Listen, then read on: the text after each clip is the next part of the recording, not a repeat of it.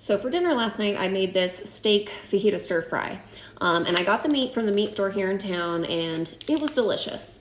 Now, we did not have any leftovers though, which usually when I cook dinner, I make enough for leftovers, but when I was at the store, I got a pound and I didn't realize that it wasn't gonna be enough to make leftovers. So my husband and I were like, oh, that was so good, wish we had leftovers.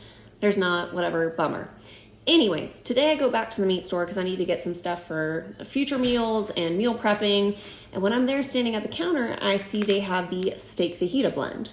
So I'm like, I'm gonna get me some more of that and we'll make that for dinner again tonight because it was delicious. So, put this in the fridge. And my husband happens to go in the fridge and he opens it up and he's like, oh, what are you gonna make with that steak fajita blend? I'm like, I'm gonna make that same dinner again tonight. He's like, oh, no, you're not. I'm like, no, for real. I'm making the same thing. And he's like, why would you do that? I'm like, why would I not do that? It was delicious. He's like, that's weird. Why would you make the same meal 2 nights in a row? And I'm like, it's the same thing as having leftovers 2 nights in a row. He's like, no, it's not. You're having to make it again. And like we go back and forth having this debate on whether it's weird or not or abnormal to cook the same thing 2 nights in a row.